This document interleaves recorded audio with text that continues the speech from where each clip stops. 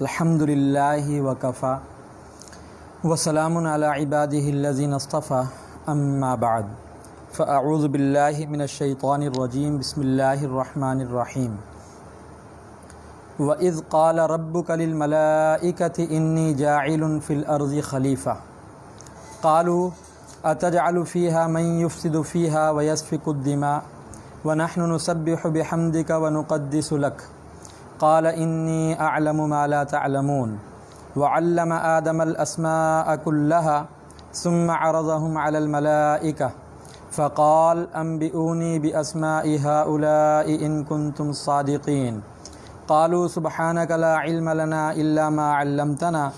إنك أنت العليم الحكيم قال يا آدم أنبئهم بأسمائهم فلما أنبأهم بأسمائهم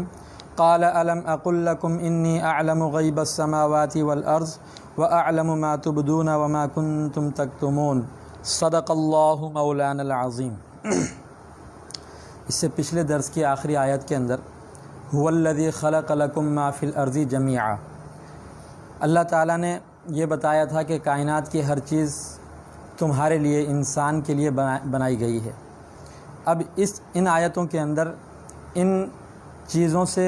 متمتع ہونے والے، منتفع ہونے والے، نفع اٹھانے والے حضرت انسان کا تذکرہ ہے، اور مقصد انسانیت کو یہاں پر اللہ رب العزت بیان فرما رہے ہیں۔ دنیا کے اندر انسان کے آنے کا جو مقصد ہے وہ ہے خلافت فی الارض۔ جس طرح کھانا پینا اور رہائش کے لیے مکان بنانا یہ ہماری بنیادی ضرورتیں ہیں، بالکل اسی طریقے سے اللہ کی زمین کے اوپر عدل اور انصاف کے ساتھ حکومت کرنا یہ بھی انسان کے فرائض منصبی میں داخل ہے،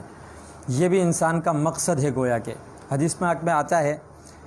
اذا کنتم ثلاثا فامروا، جب کبھی تم تین ہو تو اس میں اپنا ایک امیر مقرر کر لو، یعنی تین آدمیوں کو بھی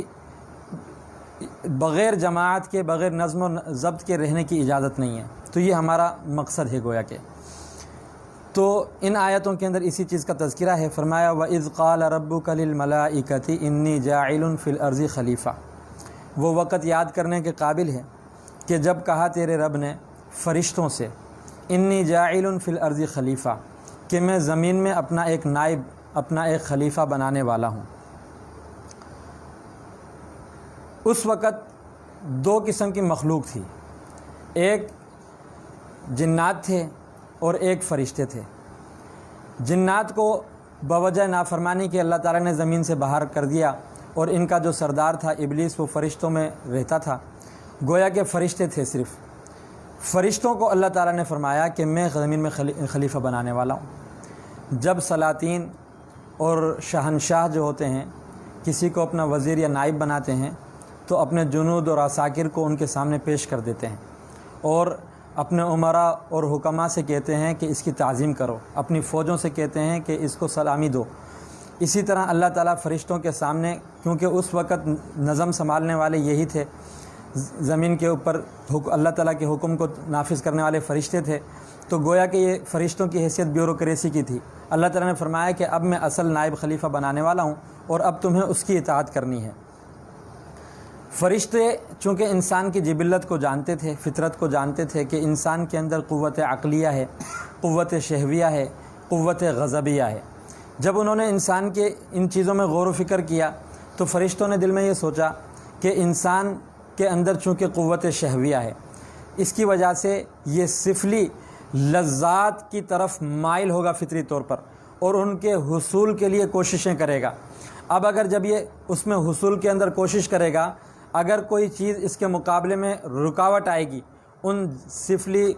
چیزوں کی خواہشات کے اندر رکاوٹ ڈالنے والی چیز آئے گی، تو اس کے اندر جو قوت غضبیہ ہے وہ اس کے مقابلے کے اندر آ جائے گی۔ تو لہٰذا اس کے نتیجے کے اندر دو باتیں ہوں گی، کیا؟ ایک تو یہ کہ فساد ہوگا، دوسرے یہ کہ خون ریزی ہوگی۔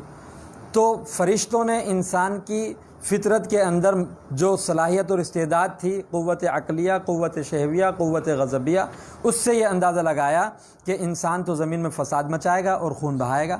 چنانچہ انہوں نے یہی بات کر دی، قالو، کہنے لگے، اتجعل فیہا، کیا آپ بناتے ہیں زمین کے اندر من یفسد فیہا، جو زمین میں فساد مچائے گا، ویسفک الدماء اور خون بہائے گا۔ ان دو چیزوں کے مقابلے میں انہوں نے اپنی دو چیزیں پیش کی، فرمانے لگے وَنَحْنُ نُسَبِّحُ بِحَمْدِكَ وَنُقَدِّسُ لَكَ، کہ ہم ہیں نا آپ کی تسبیح اور تحمید بیان کرنے کے لیے، اور ہم ہیں نا آپ کی تقدیس بیان کرنے کے لیے۔ اصل میں فرشتوں کو خلیفہ بننے کا خود شوق پیدا ہوا کہ دوسرے کو کیوں بنا رہے ہیں، ہم ہیں نا۔ شاید یہ انہوں نے آدم علیہ السلام کی جبلت کے اندر موجود قوت عقلیہ، قوت شہویہ، قوت غضبیہ کی وجہ سے جو ہے اندازہ لگانے کے بعد کہی۔ تو اب اللہ رب العزت گویا کہ یہاں پر کمپین چل رہی ہے، ایک مقابلہ ہو رہا ہے کہ خلیفہ بنانے کے لیے جب کمپین چلتی ہے، آج کل جیسے انتخابات ہوتے ہیں، الیکشن ہوتے ہیں، تو ہر امیدوار کیا کرتا ہے، اپنی تعریف کرتا ہے کہ میرے اندر صلاحیت اور استعداد ہے، اور دوسرے امیدوار کی نفی کرتا ہے اور ان کی تنقیص بیان کرتا ہے، ان کے عیوب بیان کرتا ہے۔ تو فرشتوں نے بھی یہی کیا، حالانکہ فرشتے یہ نہیں جانتے تھے کہ اس وقت جو انتخاب کرنے والی ذات تھی، وہ ذات کوئی آج کے زمانے کی طرح ہمارے عوام الناس کی طرح نہیں تھی کہ بھئی متاثر ہو کے کر دیتی، بلکہ اللہ رب العزت کی ذات تھی۔ اللہ تعالیٰ کا علم کامل، احاطہ کرنے والا، محیط علم ہوتا ہے۔ فرشتوں کے سامنے وہ علم نہیں تھا، لہذا فرشتوں کو پتہ نہیں تھا کہ انسان کے اندر جو قوت عقلیہ ہے اس کی عظمت میں تو کوئی شک نہیں۔ ان کو اشکال لگا قوت شہویہ اور قوت غضبیہ سے، لیکن وہ یہ نہیں جانتے تھے کہ یہی قوت شہویہ اگر اس کو موڑ دیا جائے انسانوں کی طرف، یعنی قوت شہویہ کو اگر اللہ رب العزت کی ذات کی طرف پھیر دیا جائے تو اس سے عشق اور محبت کے ایسے لطیف جذبات انگڑائیاں لیتے ہیں کہ انسان اللہ تعالیٰ کی محبت کے اندر ایسا بےتاب ہوتا ہے کہ فرشتے بھی اس کے جذبات کو دیکھ کر عش عش کر اٹھتے ہیں۔ اور اسی طرح قوت غضبیہ جو ہے انسان کے اندر، اگر اس کو بھی اللہ رب العزت کی ذات کی طرف پھیر دیا جائے تو یہ اللہ کے راستے میں ایسے جہاد و قتال کرتا ہے اور اللہ کے حکم کے مقابلے میں اپنی جان کو اسے ہیچ کر کے قربان کر دیتا ہے کہ فرشتے بھی اس کو دیکھ کر حیران و پریشان رہ جاتے ہیں۔ لہٰذا یہ قوت شہویہ اور قوت غضبیہ جن کی وجہ سے فرشتے تھوڑا سا متعجب ہوئے، یہ انسان کا کمال تھے، لیکن فرشتے چونکہ اس بات کو جانتے نہیں تھے، اس لیے انہوں نے اعتراض کر دیا، اور اللہ تعالیٰ نے ان کے اعتراض کے جواب میں فرمایا انی اعلم ما لا تعلمون، میں جانتا ہوں تم نہیں جانتے۔ اب اللہ رب العزت اپنے اس انتخاب کی حکمت فرشتوں پر ظاہر کرنا چاہتے تھے۔ اللہ تعالیٰ بتانا چاہتے تھے کہ خلافت فی الارض کے لیے جو استعداد اور جو صلاحیت ہونا ضروری ہے وہ انسان کے اندر ہے، آدم کے اندر ہے، تمہارے اندر نہیں ہے۔ کیونکہ خلافت فی الارض کے لیے ضروری ہے کہ خلیفہ ایسا ہو جو عناصر اربع سے ہو اور زمین اور سفلی چیزوں کے عناصر ان سے منتفع اور فائدہ اٹھانے کی صلاحیت رکھتا ہو، اور اس کے اندر ایک امر ربی ہو، روح، جس کی وجہ سے وہ جو ہے علوی چیزوں سے فائدہ اٹھا سکتا ہو، اللہ کی ذات سے منتفع ہو سکتا ہو۔ جو ہے یہ قوت شہویہ اور غضبیہ جو ہیں یہی ہیں کہ جو شخص قوت شہویہ اور غضبیہ کے ساتھ عقل کا استعمال کرتا ہے وہی جانتا ہے کہ تمدن اور معاشرت، زراعت اور تجارت اور سیاست، ان چیزوں کو کس طریقے سے کرنا ہے اور اللہ کے حکموں کو کس طریقے سے پورا کرنا ہے، ان کی حکمت کو وہی بندہ جانتا ہے۔ تو اللہ تعالیٰ ان کے سامنے اس حکمت کو ظاہر کرنا چاہتے تھے، چنانچہ اللہ رب العزت نے وَعَلَّمَ آدَمَ الْأَسْمَاءَ كُلَّهَا، آدم علیہ السلام کو تمام چیزوں کے نام سکھلا دیے۔ زمین کے اندر جتنی چیزیں انسانوں کے فائدے کی ہیں اور جن سے انسان منتفع ہوگا، تو آدم علیہ السلام نے ان ساری چیزوں کو ایک دم سمجھ لیا کہ کس کے اندر کیا فائدے ہیں۔ لیکن فرشتے چونکہ وہ ان باتوں کو سمجھ نہ سکے، کیونکہ وہ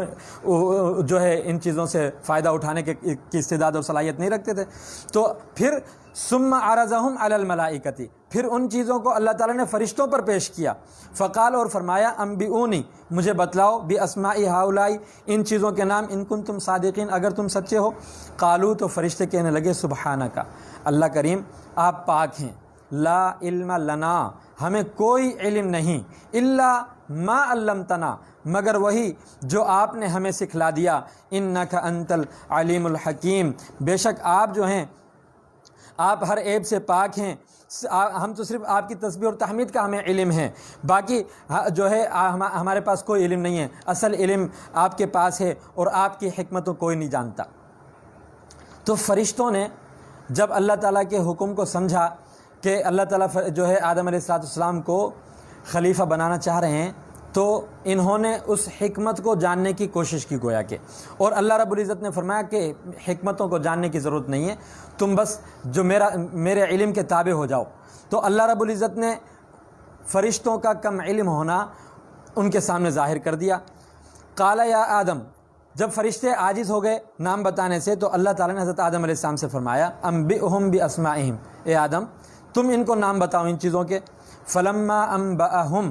جب حضرت آدم علیہ السلام نے ان کے سامنے وہ نام بتائے باسمائہم، قال الم اقل لکم، تو اللہ رب العزت نے فرمایا کیا میں تم سے نہیں کہتا تھا انی اعلم غیب السماوات والارض، کہ بے شک میں ہی جانتا ہوں آسمان اور زمین کی پوشیدہ چیزیں، واعلم ما تبدون وما کنتم تکتمون، اور میں جانتا ہوں ان چیزوں کو بھی جن کو تم ظاہر کرتے ہو، وما کنتم تکتمون، اور جن کو تم چھپاتے ہو۔ لہذا فرشتوں کے سامنے تو اظہر من الشمس ہو گیا، ان کے سامنے ان کی جو ہے ان کی ذات کا کمتر ہونا، حضرت آدم علیہ السلام کی ذات کا اعلیٰ اور افضل ہونا ثابت ہو گیا، اور فرشتوں نے یہ بات ذہن میں بٹھا لی کہ یہی وہ خلیفہ ہے اللہ رب العزت کا، کہ مستقبل میں ہمیں اس کا نائب بن کر اس کی خدمت کرنی ہوگی، ہمیں اس کا رسول بننا ہوگا، ہم اللہ کی طرف سے اس کے پاس اپنے پیغام پہنچائیں گے، اور یہی وہ ہے جو اللہ کا خلیفہ ہو کر زمین کے اوپر حکومت کرے گا۔ تو چنانچہ آگے جو ہے اللہ تعالیٰ نے پھر فرشتوں کو سجدے کا جو حکم دیا، یہ بڑی دلچسپ اور بڑی تحقیقی علمی باتیں ہیں، انشاءاللہ اس کو ہم کل کے درس کے اندر پڑھیں گے۔ اللہ رب العزت سے دعا ہے اللہ تعالیٰ ہمیں عمل کرنے کی توفیق عطا فرمائے، اپنے مقصد کو پہچاننے کی توفیق عطا فرمائے، زمین کے اندر عدل اور انصاف کو قائم کرنے کی توفیق عطا فرمائے۔ وآخر دعوانا ان الحمد للہ رب العالمین۔